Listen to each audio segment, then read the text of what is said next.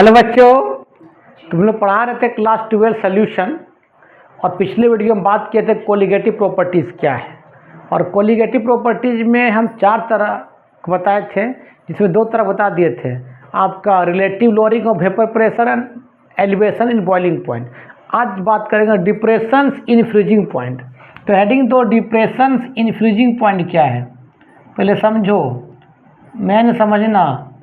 Depressions in freezing point, depressions in freezing point. सबसे पहले हम बात करेंगे फ्रीजिंग पॉइंट क्या है। तुमको मालूम है, तुम लोग बार बार बोलते हो कि सर जिस टेम्परेचर पर कोई लिक्विड फ्रीज करता है आइस में कन्वर्ट होता है, उसी बोलते हैं फ्रीजिंग पॉइंट। जैसे वाटर का फ्रीजिंग पॉइंट कितना डिग्री, 0 डिग्री सेल्सियस। उससे अच्छा डिफरेंस बताते हैं एक ग्राफ के तौर पर। ये मान ले ग्राफ, ध्यान दें, ग्राफ में समझाते हैं कि मान लेते बाबू ये एक्स एक्सेस है, ये वाई एक्सेस है। इधर लिक्विड का वेपर प्रेशर बढ़ रहा है, इधर आपका टेम्परेचर है, इधर टेम्परेचर बढ़ रहा है। मान ले कोई लिक्विड, मान ले वाटर है, जो लिक्विड के फॉर्म में, वाटर किस फॉर्म में है, लिक्विड के फॉर्म में। इसको बर्फ़ बनाना है, आइस बनाना है, तो टेम्परेचर कम करते गए, कम करते गए, कम करते गए, कम करते गए, कम करते यहाँ आ गए। और यहाँ के बाद इधर आगे बढ़ रहे हैं, तो ये पानी आपका सॉलिड बन रहा है, मतलब आइस में कन्वर्ट हो रहा है। और इधर क्या है आपका लिक्विड फॉर्म में। लेकिन इस पॉइंट से पानी बर्फ़ बनना चालू हो रहा है, मतलब इस पॉइंट में वो पानी के लिक्विड के फॉर्म में भी है और सॉलिड के फॉर्म में भी है। मतलब इसी पॉइंट से वो सॉलिड बनना चालू हो, सॉलिड मतलब आइस बनना चालू हुआ है। और दोनों का वेपर प्रेशर इस पॉइंट पर समान है। जिस टेम्परेचर पर यहाँ से लिक्विड सॉलिड बनना चालू हुआ है, मान लो इस पॉइंट पर, इस टेम्परेचर पर, तो इस टेम्परेचर पर वो आपका सॉलिड के फॉर्म में भी है और लिक्विड के फॉर्म में है। इसी पॉइंट से वो आपका सॉलिड बनना स्टार्ट हुआ है। अब दोनों का वेपर प्रेशर इस पॉइंट पर बराबर रहेगा, मतलब यहाँ पर जो है इस पॉइंट में वो लिक्विड के फॉर्म में भी रहेगा और इस पॉइंट में वो आइस के फॉर्म में रहेगा। और दोनों का वेपर प्रेशर क्या होगा, इक्वल होगा। उसी को बोलते हैं फ्रीजिंग पॉइंट। इस पॉइंट पर मान लें यहाँ पर जो आपका लिक्विड है और आपका जो आइस है, दोनों का वेपर प्रेशर क्या होगा, इक्वल होगा। उसी को हम क्या बोलते हैं बाबू, फ्रीजिंग पॉइंट बोलते हैं। ठीक है, लिख लो। चलो अब हम बात करते हैं डिप्रेशंस इन फ्रीजिंग पॉइंट के। पहले समझो डिप्रेशन फ्रीजिंग पॉइंट क्या है। मान लेते हैं कि आपका एक प्योर वाटर है और तुमको मालूम है प्योर वाटर का फ्रीजिंग पॉइंट कितना होता है, 0 डिग्री सेल्सियस। मान ले वाटर, ये वाटर है प्योर फॉर्म में, वाटर लिक्विड फॉर्म में, इसको हम सॉल्वेंट मान लिए। और इस पानी का फ्रीजिंग पॉइंट कितना होता है, T0F। T0F का मतलब freezing point of pure water कितना डिग्री, 0 डिग्री सेल्सियस। इसको केल्विन ले आएंगे, कितना हो जाएगा, 273 केल्विन। T0F का मतलब क्या, फ्रीजिंग, FP मतलब फ्रीजिंग पॉइंट ऑफ क्या, प्योर वाटर। कोई दिक्कत। अब इसमें डाल देते हैं हम लोग नॉन वोलेटाइल सोल्यूट और नॉन इलेक्ट्रोलाइट भी रहेगा। नॉन इलेक्ट्रोलाइट का मतलब पानी में जाके वो आयोनाइज नहीं करेगा, ठीक है। मतलब बी है आपका सोल्यूट है जो आपका नॉन इलेक्ट्रोलाइट है। नॉन इलेक्ट्रोलाइट का मतलब पानी में जाकर आयंस में कन्वर्ट नहीं होगा। और नॉन वोलेटाइल भी है, मतलब उसका वेपर भी नहीं बनेगा। अब हम इसको डाल दिए कहाँ पर, पानी में, तो आपका क्या बन जाएगा, सॉल्यूशन बन जाएगा। मतलब यहाँ ए और बी आ गया।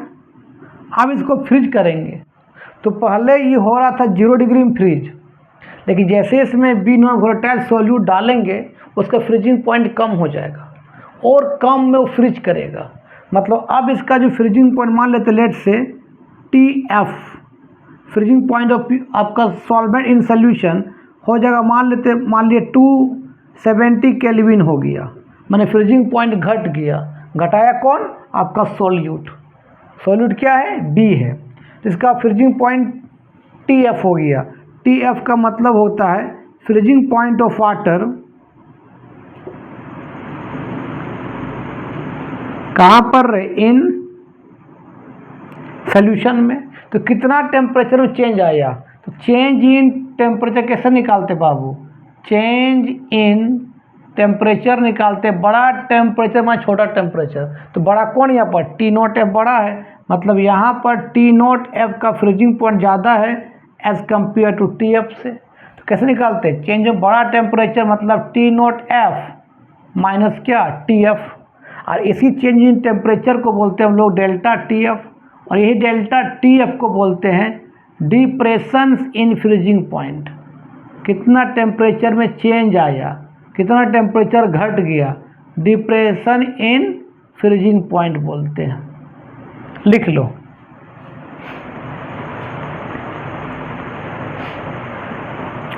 चलो लिखो पहले। अब सुनो, अब हम बात करते हैं जो चेंज इन फ्रीजिंग पॉइंट, जो डिप्रेशन फ्रीजिंग पॉइंट बोलते हैं डेल्टा टी एफ, ये भी डायरेक्टली किसका होता है? मोलालिटी का होता है। मोलालिटी, इसको स्मॉल एम से डिनोट करते हैं। तो delta T F equal directly हटाने देते हम लोग के एफ। के एफ आपका डायरेक्टली कांस्टेंट होता है। और मोलेटिक फार्मूला क्या होता है बताओ? मोलिटी का फार्मूला होता है, मोलालिटी का formula number of moles of solute, number of moles of solute by आपका mass of solvent, mass of solvent in gram में रहेगा तो ये मल्टीप्लाई बाय क्या बताओ? 1000। और नंबर ऑफ मोल कैसे निकालते हैं? गिवन मास बाय मोलिकुलर मास। अच्छा, के एफ को बोलते हैं हम लोग molal depression constant, molal depression constant बोलते हैं। और वाटर के लिए याद रखना, वाटर के लिए के एफ का वैल्यू हमेशा 1.86 लेना। बाकी के सॉल्वेंट के लिए के एफ का वैल्यू दिया रहेगा, लेकिन वाटर के लिए के एफ का वैल्यू नहीं दिया है। कितना पुट करना? 1.86 पुट करना। किसके लिए? वाटर के लिए। अब के एफ का यूनिट क्या होगा भी निकाल सकते हैं, निकाल लो यूनिट। तो डेल्टा टी अपन टेम्परेचर है, तो टेम्परेचर यूनिट क्या होता है बता? केल्विन होता है। हमको के एफ का चाहिए यूनिट। अच्छा, मोललिटी क्या होता है? मोल पर के जी।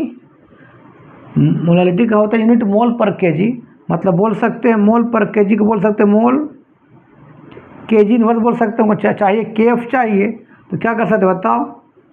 के F into mole K G inverse equal to kelvin. जब के एफ निकालेंगे बाबू तो केल्विन बाय क्या बताओ? मोल के जी इनवर्स। ऊपर जाएगा तो बता क्या बचेगा? केल्विन मोल इनवर्स के जी बचेगा, है ना। तो यहाँ लिख लो आपका यूनिट 1.86 जो यूनिट क्या है बताओ? आपका केल्विन, फिर लिखो के जी, केल्विन के जी का क्या लिखो बताओ? Mole inverse. तो के एफ वाटर के लिए 1.86 केल्विन के जी मोल इनवर्स होता है। बाकी सॉल्वेंट के लिए के एफ का वैल्यू दिया रहेगा, लिख लो। अच्छा, इसका ग्राफ बना सकते हैं, ध्यान दो। इसका ग्राफ कैसे बनाएंगे? देखो कि मान लेते हैं, ध्यान दो बाबू, आपका एक्स एक्सेस है, ये वाई एक्सेस है, इधर आपका वेपर प्रेशर है, इधर आपका टेम्परेचर है। इधर टेम्परेचर बढ़ रहा है, इधर घट रहा है। मान लेते कोई वाटर है भी है, यहाँ वाटर सॉल्वेंट है, क्या है? वाटर है। किस फॉर्म में बता? वाटर है, मान लो लिक्विड के फॉर्म में। इसको आइस बनाना है, तो टेम्परेचर कम करते जा, कम करते जा, कम करते जा, इस पॉइंट से, इस पॉइंट से इधर आएगा तो ये आइस फॉर्म में, यहाँ क्या होगा? लिक्विड के फॉर्म में। और इस पॉइंट से लिक्विड से आइस बनना चालू हुआ है, तो उस टेम्परेचर को हमने मान लिया टी नॉट एफ मान लिया। अब इस सॉल्वेंट कुछ मिला देंगे तो क्या बन जाएगा? सोल्यूशन मिला बन जाएगा। अब इस सॉल्यूशन को बनाना है हमको आइस, तो और टेम्परेचर कम हो जाएगा, और कम हो जाएगा। मान लें इस पॉइंट में आपका क्या होता है? सॉल्यूशन क्या बनता है? आइस बनता है। उसको मान लें टी एफ मान लिए, कोई दिक्कत?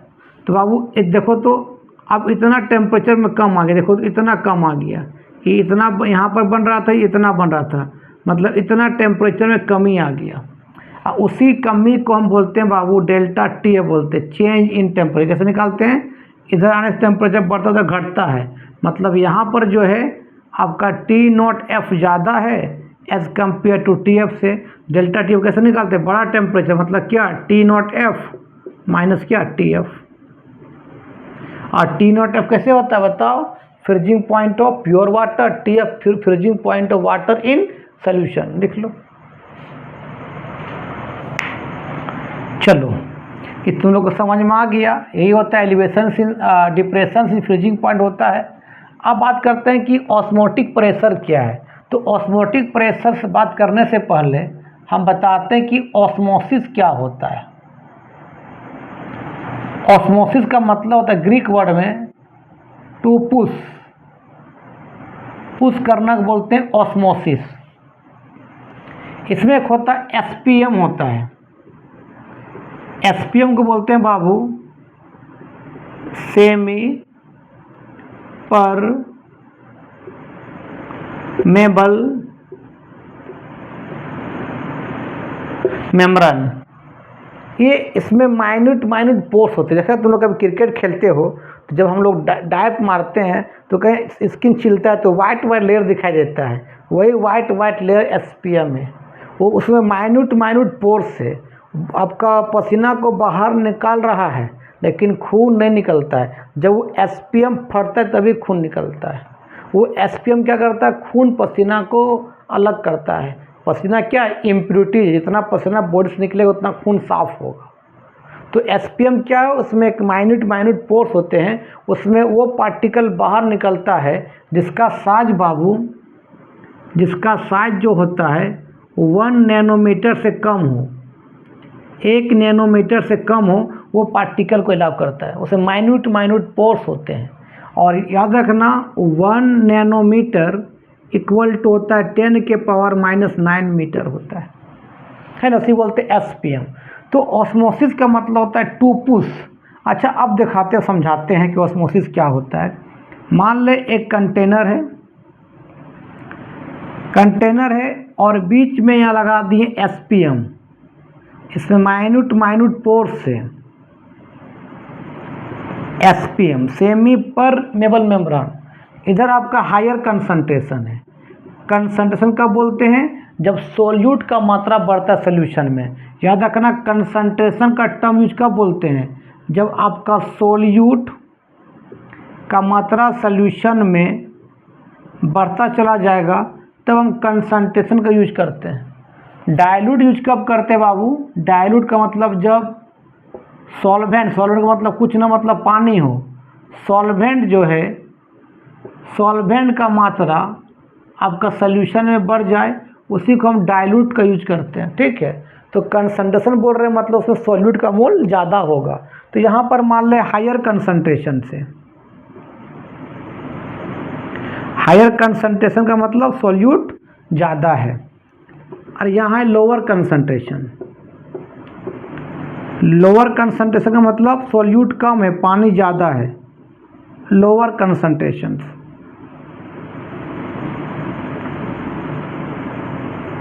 Lower concentration. तो ऑस्मोसिस में क्या होता है, लोअर कंसंट्रेशन का सॉल्वेंट हमेशा अपने आप, लोअर कंसंट्रेशन का सॉल्वेंट वो हमेशा हायर कंसंट्रेशन की ओर मूव करेगा अपने आप।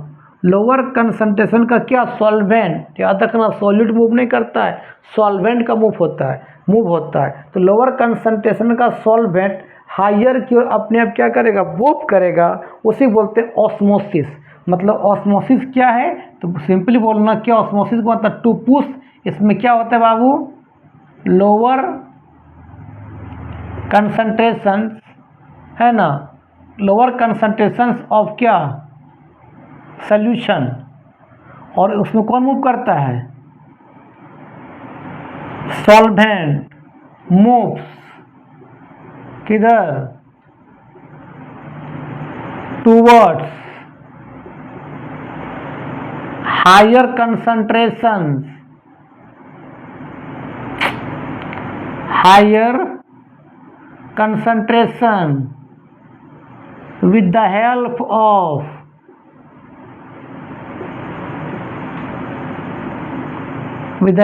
of SPM semi permeable membrane, उसी बोलते हैं ऑस्मोसिस। वही लिखे लोअर कंसंट्रेशन ऑफ सोल्यूशन, मतलब सोल्यूशन में कौन, solvent moves towards higher concentration with the help of क्या, SPM को बोलते ऑस्मोसिस। तुम लोग अपने वर्ड में लिख सकता है कि osmosis is the process in which lower concentration of solvent moves towards क्या, higher concentration with the help of SPM is called osmosis.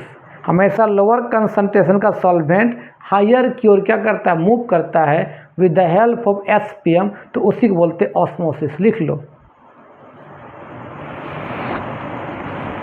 अब बात करते हैं कि ऑस्मोटिक प्रेशर क्या होता है, ध्यान देना। अब हम बात करते हैं कि ऑस्मोटिक प्रेशर्स क्या है।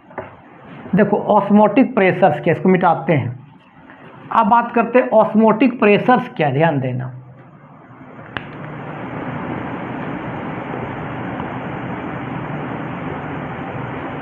ऑस्मोटिक प्रेशर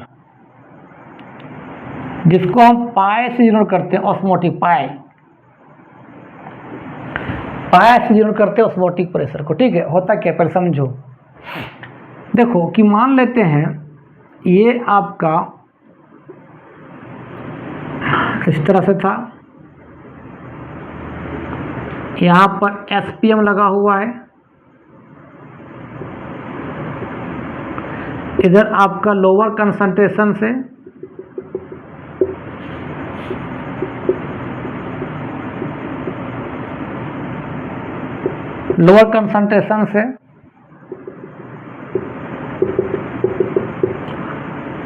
इधर आपका हायर कंसंट्रेशन से।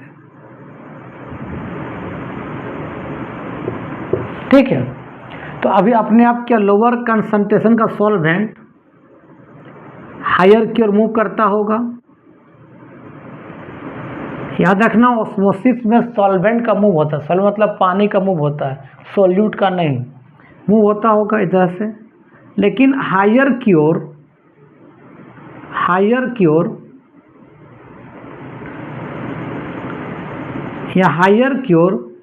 इतना प्रेशर लगा देंगे यहाँ से, इतना पी एक्सटर्नल लगा देंगे, बाहरी प्रेशर लग जाएगा कि ऑस्मोसिस होने से रुक जाए, ऑस्मोसिस ना हो, मतलब इधर का पानी इधर ना बहे, मतलब ऑस्मोटिक क्या हो जाए, ऑस्मोसिस टू प्रिवेंट हो जाए, रुक जाए, बंद हो जाए, उसको बोलते हैं ऑस्मोटिक प्रेशर। मतलब हायर कंसंट्रेशंस की ओर ध्यान देना, हायर कंसंट्रेशंस की ओर है ना, इतना ज़्यादा प्रेशर लगा दो, इतना ज़्यादा क्या करो बताओ, प्रेशर लगा दो कि ऑस्मोसिस जो होगा प्रिवेंट हो जाए, ऑस्मोसिस क्या हो जाए, प्रिवेंट हो जाए या रुक जाए, प्रिवेंट बोलो या टू स्टॉप बोलो, उसी को बोलते हैं हम लोग ऑस्मोटिक प्रेशर बोलते हैं। ऑस्मोटिक प्रेशर बोलते हैं कि इधर का पानी, लोअर का पानी हायर की ओर जा रहा था, लेकिन हायर की ओर इतना हम प्रेशर लगा दिए कि लोअर का पानी हायर की ओर जाना बंद हो गया, रुक गया, उसी को बोलते हैं ऑस्मोटिक प्रेशर। आगे समझ में अपने वर्ड में लिख लेना कि the excess pressure which must be applied into कहाँ, हायर कंसंट्रेशन टू स्टॉप क्या, ऑस्मोसिस रुक जाए, उसी बोलते हैं ऑस्मोटिक प्रेशर, जिसको हम पाए से रिप्रेजेंट करते हैं। उसी को लिख दिए हैं कि हायर कंसंट्रेशन की ओर इतना प्रेशर लगाओ कि ऑस्मोसिस क्या हो जाए, प्रिवेंट हो जाए, टू स्टॉप हो जाए, उसको बोलते हैं ऑस्मोटिक प्रेशर। और ऑस्मोटिक प्रेशर का फार्मूला होता है बाबू, पाई का फार्मूला होता है बाबू CRT होता है। यहाँ पर पाई जो है ये आपका है ऑस्मोटिक प्रेशर, ऑस्मोटिक प्रेशर है। C आपका बाबू कंसंट्रेशंस, आपका कंसंट्रेशंस ऑफ क्या है, सोल्यूशन है। आर है गैस कांस्टेंट। आर क्या बता बेटा, आर क्या गैस कांस्टेंट होता है। जो आर का वैल्यू होता है, इसको कहाँ लिख दें, इसको मिटाना पड़ेगा, वो मिटा देते हैं, फिगर को मिटा देते हैं। आर जो होता है गैस कांस्टेंट, इसका जो वैल्यू होता है 0.082 एटीएम, एटीएम मतलब atmospheric pressure, ATM mole inverse kelvin inverse pressure में ये होता है। और जूल में होता है इसका formula 8.314 joule mole inverse kelvin inverse. ये जूल में होता है, ये प्रेशर में होता है, लिख लो। और टी तेरा क्या टेम्परेचर है, टी आपका क्या बताओ, टेम्परेचर होता है पी। इसलिए ऑस्मोटिक प्रेशर का फार्मूला क्या होता है, पाई इक्वल टू CRT। चलो इसमें एक फार्मूला बनेगा, हेडिंग दो, determinations of molecular mass of solute. Heading दो बाबू, determinations of molecular mass of solute from osmotic pressure। From क्या बात बताओ, ऑस्मोटिक प्रेशर। तो अभी बताएं हम बाबू कि ऑस्मोटिक प्रेशर का फॉर्मूला क्या होता है, पाई इक्वल टू क्या होता है CRT। पाई ऑस्मोटिक प्रेशर, C है कंसंट्रेशंस, R है गैस कांस्टेंट, T है टेम्परेचर। और याद रखना बाबू, C का फॉर्मूला होता है N/V, मतलब number of moles per unit volume. कि 1 लीटर सोल्यूशन में तुम अगर number of moles of solid बढ़ाते जाओगे तो सोल्यूशन का कंसंट्रेशन भी बढ़ते जाएगा। मतलब कंसंट्रेशन जो है नंबर ऑफ मोल्स का डायरेक्टली होता है, और कंसंट्रेशन जो है वॉल्यूम का इन्वर्सली होता है। क्या कंसंट्रेशन बढ़ेगा तो वॉल्यूम घटेगा, लेकिन कंसंट्रेशन बढ़ेगा तो नंबर ऑफ मोल्स भी बढ़ेगा। ठीक है, तो यहाँ पुट कर सकते हैं C की जगह पर। तो पाई इक्वल टू कितना लिख सकते बताओ, N/V/RT। N होता है number of moles of solute, क्योंकि कंसंट्रेशन का टर्म का यूज करते हैं जब सोल्यूशन में सॉल्यूट बढ़ेगा। ठीक है, और डाइल्यूशन का यूज करते हैं जब सोल्यूशन में सॉल्वेंट मीन्स पानी बढ़ेगा, है ना। चलो तो बाबू यहाँ N है नंबर ऑफ मोल्स, N क्या है, नंबर ऑफ क्या है मोल से, जिसका फार्मूला निकालना क्या था बता, गिवन मास भाई क्या होता है बाबू, मोलिकुलर मास। हम गिवन मास को मान लिए बेटा WB मान लिए, और मोलिकुलर मास को MB मान लिए। यहाँ पुट कर सकते हैं, तो pi equal to number of mole given mass by molecular mass means क्या पुट कर सकते हैं, WB MB RT by V। चलो तो क्या लिखेंगे बता, तो इसको मिटाते हैं। चलो तो बताइए यहाँ क्या लिख सकते बताओ, पाई इक्वल टू क्या हो जाएगा, WB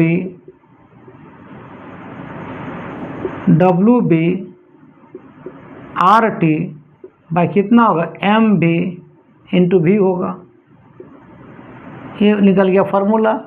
पाई है आपका ऑस्मोटिक प्रेशर, WB क्या है मास ऑफ सॉल्यूट, R है गैस कांस्टेंट, T है टेम्परेचर, MB क्या है molecular mass of solute, B क्या वॉल्यूम ऑफ सॉल्यूशन। लिख लेना सबका गिवन में कि भाई WB क्या बता, given mass of solute, given mass of solute, MB क्या बताओ, molecular mass of solute,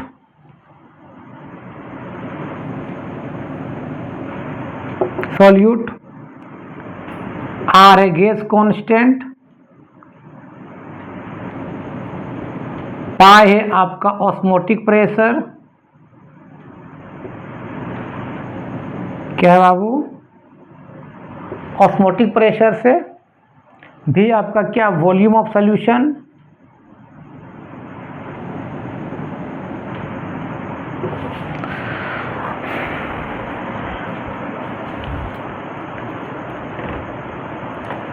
volume of क्या सॉल्यूशन, टी है आपका टेम्परेचर, लिख लो।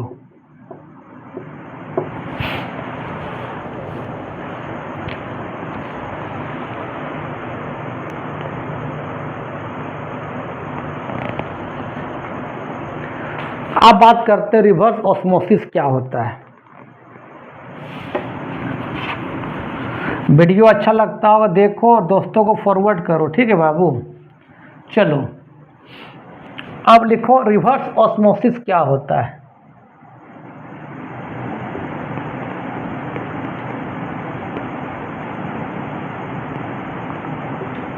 रिवर्स ऑस्मोसिस, जितना भी हम आपका आरओ और ओ में जो वर्क होता है रिवर्स ऑस्मोसिस होता है, और समुद्र का पानी को हम नॉर्मल वाटर बनाने के लिए, पीने योग्य पानी बनाने के लिए हम रिवर्स ऑस्मोसिस का यूज करते हैं। देखो क्या होता है, ध्यान देना, ध्यान दो।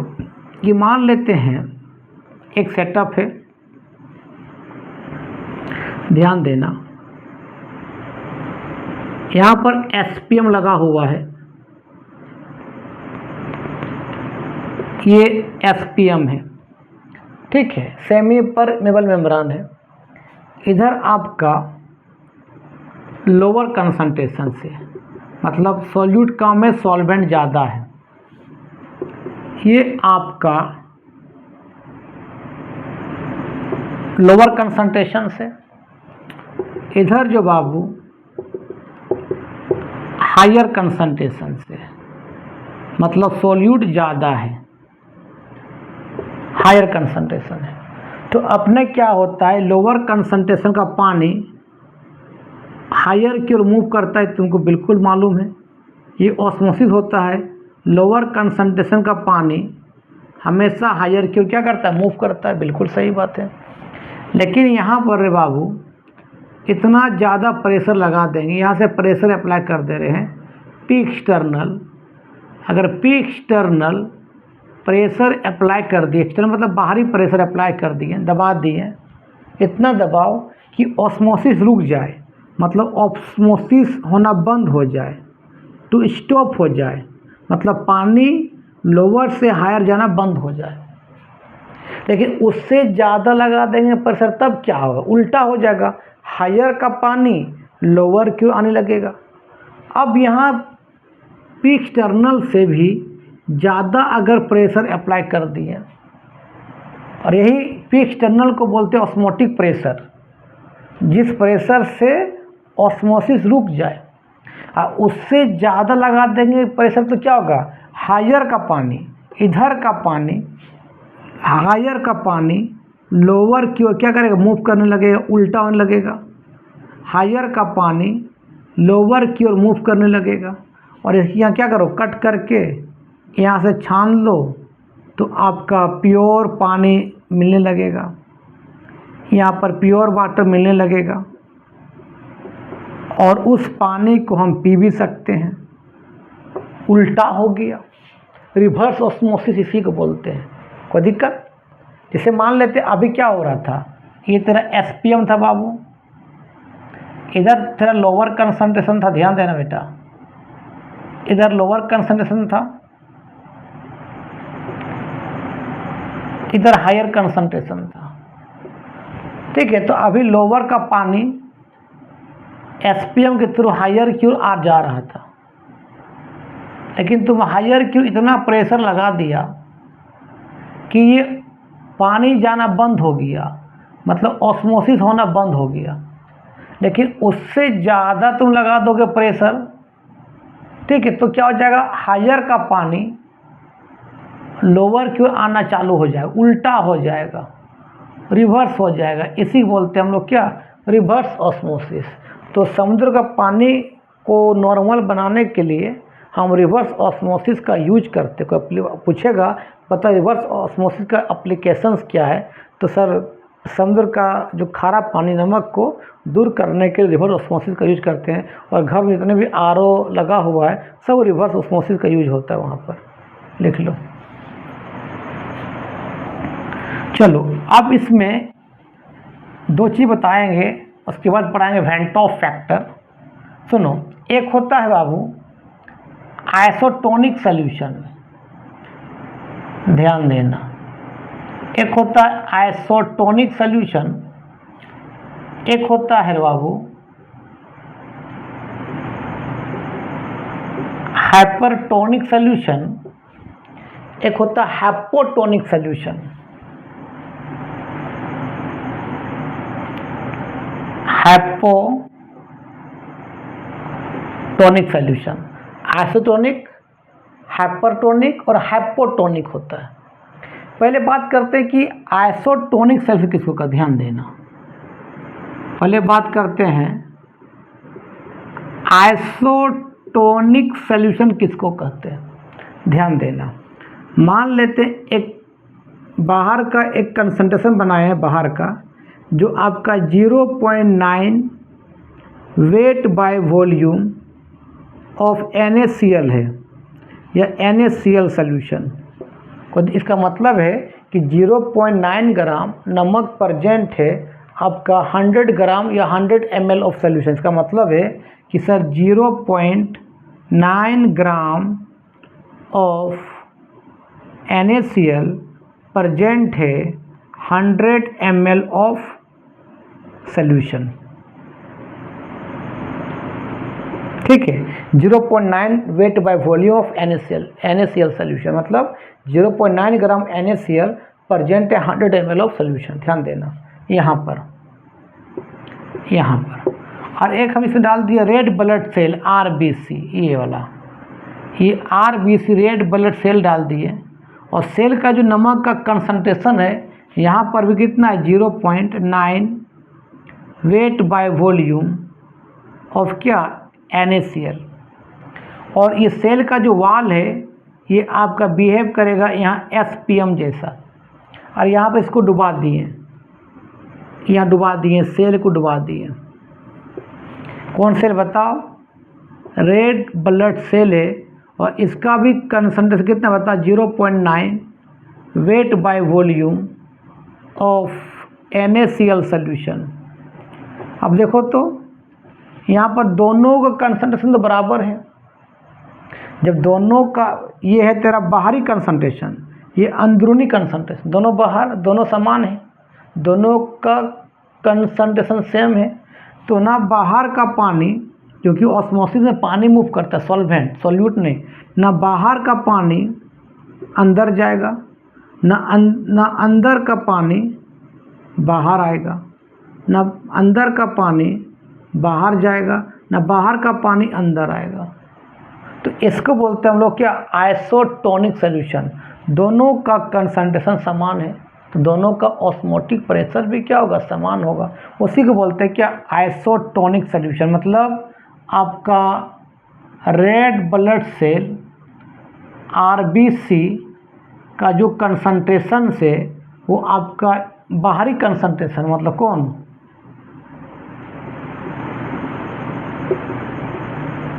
एक्सटर्नल कंसंट्रेशन ऑफ क्या बताओ, सॉल्यूशन है। दोनों दोनों बराबर है। ये भी आपका 0.9 वेट बाय वॉल्यूम है, ये भी कितना, 0.9 वेट बाय वॉल्यूम है। दोनों का ऑस्मोटिक प्रेशर भी सेम होगा, इसका भी पाई। ऑस्मोटिक प्रेशर को क्या पाई से रिप्रेजेंट करते हैं, दोनों का ऑस्मोटिक प्रेशर क्या होगा, बराबर होगा। इसको बोलते हैं हम लोग आइसोटोनिक सॉल्यूशन।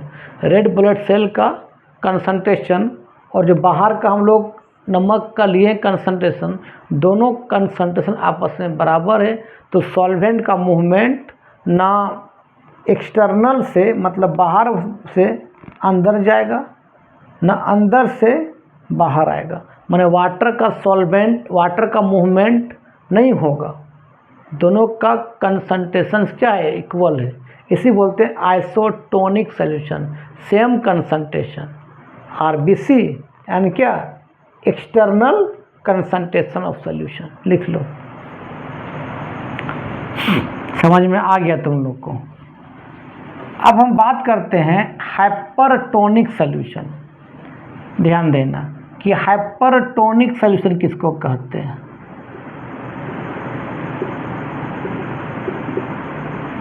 हाइपरटोनिक में जो होगा, याद रखना, जो देखो हम लोग एक्सटर्नल कंसंट्रेशन को घटा बढ़ा सकते हैं। हमने क्या किया, एक्सटर्नल जो कंसंट्रेशन से एक्सटर्नल कंसंट्रेशन ऑफ सॉल्यूशंस पर बढ़ा दिया। मैंने क्या कर दिया, 0.9 weight by volume of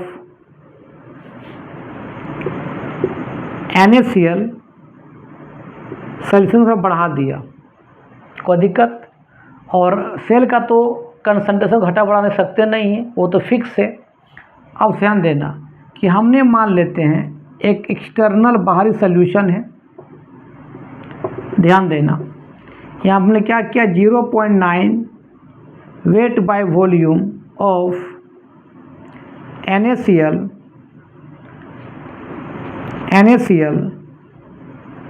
salt solution का हमने कंसंट्रेशन को बढ़ा दिया और इसके अंदर डाल दिया RBC, रेड ब्लड सेल।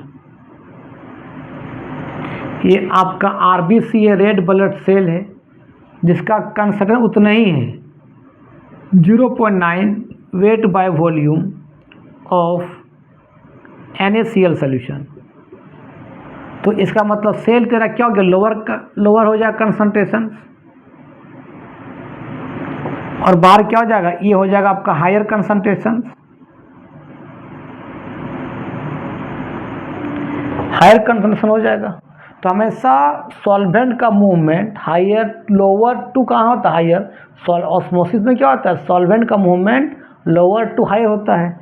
ये सेल लोअर है, ये हायर है, तो सेल का पानी सब बाहर आ जाएगा, सेल का पानी सब बाहर आ जाएगा और सेल क्या हो जाएगा, श्रिंक हो जाएगा, सिकुड़ जाएगा। सेल क्या करेगा बाबू, यहाँ आपका रेड ब्लड सेल क्या हो जाएगा, बता, श्रिंक हो जाएगा, श्रिंक हो जाएगा। और इसी को बोलते हैं हम लोग क्या, हाइपरटोनिक सॉल्यूशन बोलते हैं। लिख लो, मतलब यहाँ पर बाहर का ऑस्मोटिक प्रेशर ज़्यादा है, अंदर में ऑस्मोटिक प्रेशर क्या है, कम है। लिख लो।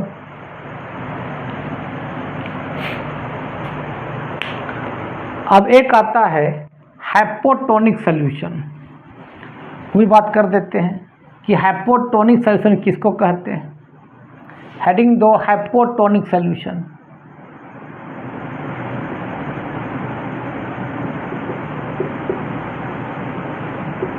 हाइपोटोनिक का मतलब क्या होता है। अब क्या करेंगे बाबू, सुनना।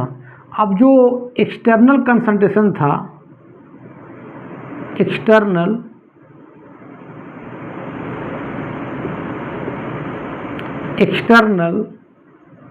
कंसंट्रेशन ऑफ NaCl सॉल्यूशन में घटा दिया।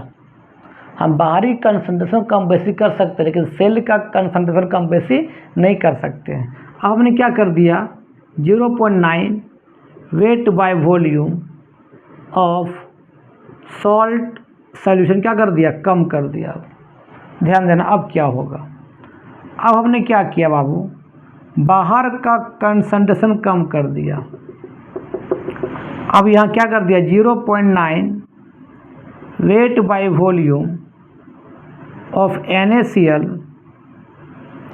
सॉल्ट सॉल्यूशन थोड़ा सा क्या कर दिया, कम कर दिया। और जो RBC रेड ब्लड सेल है, इसका तो वही रहेगा, इसका कम बेसी कर नहीं सकते। 0.9 वेट बाय वॉल्यूम ऑफ क्या, NaCl सॉल्ट सॉल्यूशन। इसको यहाँ डुबा दिया, ये डुबा दिया, तो अब इसका क्या हो जाता है बाबू, ये हायर कंसंट्रेशन हो जाएगा और ये तेरा क्या हो जाएगा, बाहर वाला क्या बता, लोअर कंसंट्रेशन हो जाएगा। तो लोअर कंसंट्रेशन का पानी, हमेशा सॉल्वेंट का मूवमेंट होता है ना, तो लोअर कंसंट्रेशन का पानी आपका हाइयर क्यों चले जाएगा, मतलब सेल क्यों चला जाएगा, और सेल क्या होगा बताओ, यहाँ फूल जाएगा, स्वेल कर जाएगा। आपका सेल क्या करेगा मतलब बाबू, यहाँ पर स्वेल कर जाएगा, स्वेल कर जाएगा। उसी को बोलते हैं हम लोग क्या, हाइपोटोनिक सॉल्यूशन, हाइपोटोनिक सॉल्यूशन। तो आई थिंक तुम लोग को समझ में आ गया आइसोटोनिक क्या है, हाइपरटोनिक क्या, हाइपोटोनिक क्या है। इसको लिखो और बढ़िया समझो, एक दो बार वीडियो रिपीट करके देखो, सब समझ में आएगा। उसके बाद हम इसमें बच गया वेन टॉप फैक्टर, इसको एबनॉर्मल मास कहते हैं, उसको भी पढ़ा देंगे। तब तक के लिए बाय बाय।